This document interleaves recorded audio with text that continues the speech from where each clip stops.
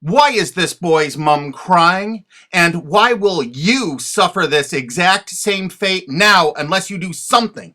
This is Mike Mozart of Jeepers Media on YouTube, and this is my second video about SOPA and Protect IP, or PIPA, the two laws that they're trying to pass right now that are going to affect you, not only in America, but in the UK, and this video goes out to all my fans in the UK, because the United States government is extraditing one of your college students named Richard O'Dwyer. That's right, because he actually had a website that linked to copyright infringing material. I'm not kidding. He just linked to copyright infringing material. He didn't host any on his website. If you've ever used torrents in the UK and you've shared files online, you can kiss your mom goodbye because the United States government's got a nice cold jail cell waiting for you.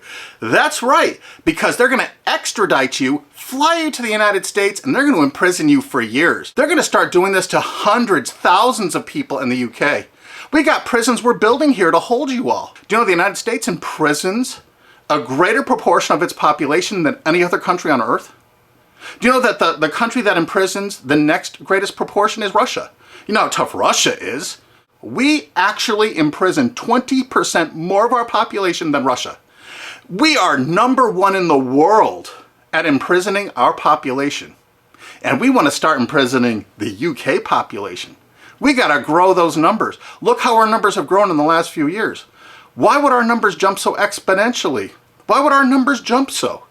Does that look like we're becoming a police state? And billionaire Alki David has offered to pay the legal expenses of Richard O'Dwyer once he lands in the United States for the best legal representation money can buy. Mike, in the case of Richard, I will support all legal costs that will bring his case to the forefront to highlight the hypocrisy of big media companies such as CBS, who have almost single-handedly created the phenomenon of copyright infringement through illegal file sharing. Illegal file sharing is abhorrent. It is not acceptable to steal copyrighted material. In the case of Richard, I don't know whether he's guilty or not. But the fact that he's being brought to America on extradition for copyright infringement, supported by large media companies who are almost solely responsible for the creation of this phenomena of copyright infringement through illegal file sharing, is disgusting. It is hypocritical and unacceptable. I support Richard in his fight against the big media hypocrisy. Thanks. We're going to make certain that his expenses are paid for the finest legal representation the United States can offer on principle. And what is that principle? This case is going to bring out the fact that the copyright infringement online was caused by the CNET division of CBS. It was caused by NBC. It was caused by ABC distributing the software through ESPN and Go.com. And it was caused only by the big media companies themselves. All right, that's the only place you could get that software. Why did they all distribute that software? Why were they virtually the exclusive distributors of that software? And why did they promote it for copyright infringement? Okay, CBS television fostered it, encouraged it, and distributed all that file sharing software through a site they own called CNET. CNET has an office in the UK. That's right, one of the largest overseas offices is in the UK. Well, they committed a lot of online piracy. Take a look at these examples here. What? CNET and CBS substantially promoted Pirate Bay? And look at this. Last.fm, a UK company owned by CBS Television in the United States. Why did they make a deal with Pirate Bay to distribute their widgets? CBS was very enthusiastic with their deal about Pirate Bay. And CBS made this deal with Pirate Bay immediately after purchasing Last.fm. Immediately, they didn't even wait. Pirate Bay isn't even legal in the United States, and they threw their full support behind it. This is one of the widgets. Are they endorsing Pirate Bay? And oddly enough, CNET division of CBS actually considered Last.fm to be spyware.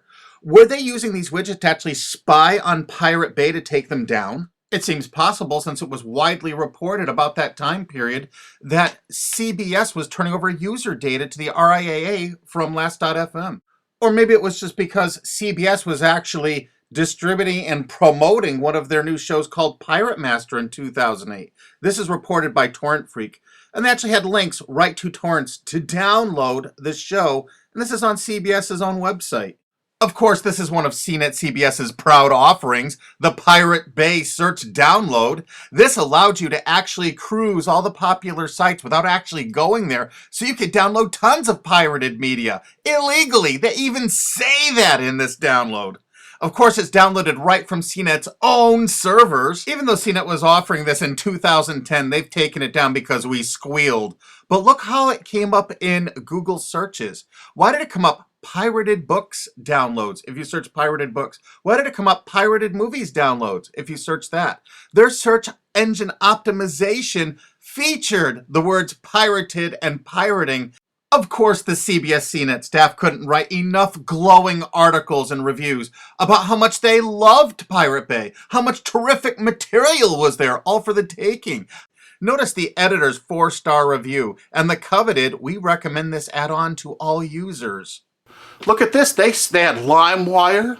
Of course, Sumner Redstone had every reason to distribute as much LimeWire as possible, seeing he was profiting from the distribution of LimeWire by selling Viacom's Comedy Central material through LimeWire. Kazaa? 326 million downloads. Morpheus? Over 125 million downloads with the help of all their co-branded partners, Microsoft, AOL Time Warner. BitTorrent? It goes on and on and on. CNET CBS wanted you to download pirated media so badly, they offered downloads specifically to cover your digital tracks, reviewed by their editors, and distributed through all their co-branded partners. Look at the freaking date this was added to CBS CNET. And ZapShares was perfect to use if you were using LimeWire to download Lady Gaga songs, like the editors showed you in this screen capture. And do you know who heads up that company?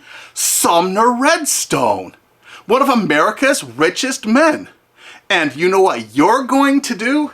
If it's okay for the United States government to extradite that poor kid to the United States to stand trial here for something that wasn't illegal there, Sumner Redstone distributed file sharing software to your country. He distributed it with charts and graphs, including known copyrighted artists that are still on their site CNET to this day. And they distributed over 50 million downloads of LimeWire just since Sumner Redstone bought CNET. So what you're going to do is, you're going to demand that your government in the UK extradite Sumner Redstone to the UK to stand trial for copyright infringement. That's right. You are going to demand it. You are going to write every single person in the UK. Because why should an American multi-billionaire be above the law? Hey, they can extradite one of your mates, some chap from England, over to the United States to sit in a prison for 5 or 10 years. Let's go after who really caused the copyright infringement. Let's go after the big media companies that actually distributed this software. I bet you didn't know who invested tens of millions of dollars in BitTorrent. SL partners, Paul G. Allen, Bill Gates, Microsoft. How come they're not in prison? They should be. Why, Sumner Redstone's company Viacom, in their sworn statement of undisputed facts from Viacom versus YouTube, stated as fact notorious pirate sites like Napster, Kazaa, and BitTorrent. Hey, I thought it was a piracy site. How come in 2008 all of these big media companies in the United States had content distribution deals with BitTorrent? You had a sworn statement in court they were a piracy site, Sumner Redstone. Why is your Paramount Pictures and MTV networks there? Why are you bringing people to court over downloading from BitTorrent when you used it yourself? While Sumner Redstone's Viacom was swearing in court that BitTorrent was a piracy site, their own CNET wrote this wonderful review of it. Pros: BitTorrent downloads can be delivered to you using any BitTorrent client app. Partial to uTorrent? No problem. Now you can mix your legal and pirated downloads into one client. Of course, every entertainment company distributed that software. Yeah, BitTorrent actually tried to go legitimate for a while. This is an article from CNET UK. Legit BitTorrent faces uphill struggle. Of course it did. Does this signal the death knell of all that is illegal in the world of file sharing? CNET admitted that BitTorrent was all that was illegal in the world of file sharing. Is it for anyone's benefit for BitTorrent to go down the same route as Napster or Kazaa? Well, CNET's been distributing this software before this article for 7 years. We think it's fairly obvious that most of BitTorrent's existing 135 million users will flee in droves. Free and illegal is always better than paid. Of course, their paid downloads failed. Remember, you have to look at the dates on this software from CNET CBS. This is November 5th, 2010.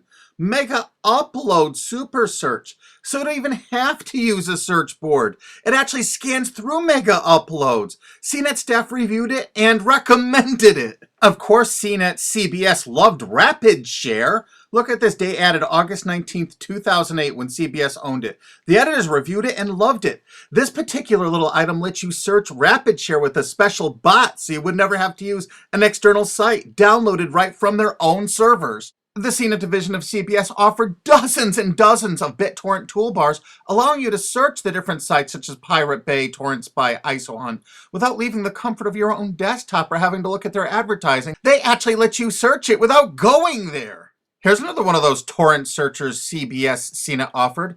The pictures showed all the results for Lost, the TV show. JP Torrent is the first multi-search torrent program. It lets you search over 100 torrent pages with one click. And feast your eyes on the picture the CNET editors provided for you so you can see how effective it is. They showed you a picture of the Lost TV show. They checked over 300 different torrents. These are the top 15. Mininova, Pirate Bay, ISOHunt, Torrent Spy. I think you get the idea that the whole point of downloading these was to find copyrighted TV shows. Huh, CBS? CNET CBS offered over 100 different torrent search tools. This one is Torrent Episode Downloader from 2009. Search and download torrents of new TV shows and episodes from the internet. Again, there's well over 100 different one of these anonymous torrent downloaders that CBS CNET offered. They were distributed co-branded through all of their partner sites. This material is egregious compared to what that TV Shack kid did. The only statement the president of CBS made in regards to all this material is that it's all perfectly legal. I guess it's legal if you're a multi-billion-dollar media company and not a UK student. And the CBS editors' reviews frequently featured copyrighted media. We have over 5,000 screen captures like this. So BitTorrent is really funded mostly by big US corporations. So it's the big US corporations that caused the piracy, and now they're going to go after you and your mates forever. You demand Sumner Redstone be brought to justice in the UK. Here's some of the evidence. There's a lot more evidence on onecandleinthedark.blogspot.com. They distributed the software itself with instructional charts and guidance. We're using copyright infringing materials to show you how easy it is to do, to encourage you to do it. And now they're going to arrest you for actually doing it. Isn't it great? That's the American way. And you're not going to sit by for that. Heck no. You know how easy it is to tell your legislators that you want Sumner Redstone brought to the UK? Extradite him. He needs to be extradited to the UK. He needs to pay for his crimes. Since he bought out CNET, they distributed over 50 million downloads of LimeWire. They distributed BitTorrent. They distributed Kazaa even after federal judges in the USA shut it down.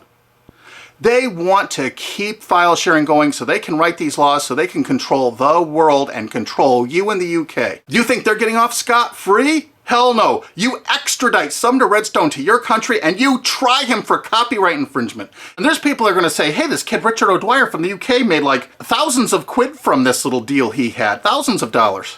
But you know what? Sumner Redstone and CBS and CNET made hundreds of millions of dollars.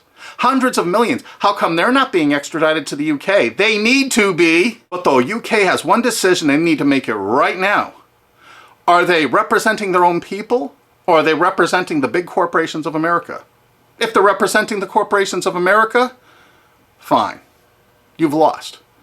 But you know what? If they have any integrity at all, they will extradite Sumner Redstone and make him stand trial and put him in prison for years. Don't let some billionaire go free for all this egregious copyright infringement when your mate from college is going to spend 5 to 10 years in prison in America for something that isn't even illegal in the UK. That's just sick. I mean, really sick.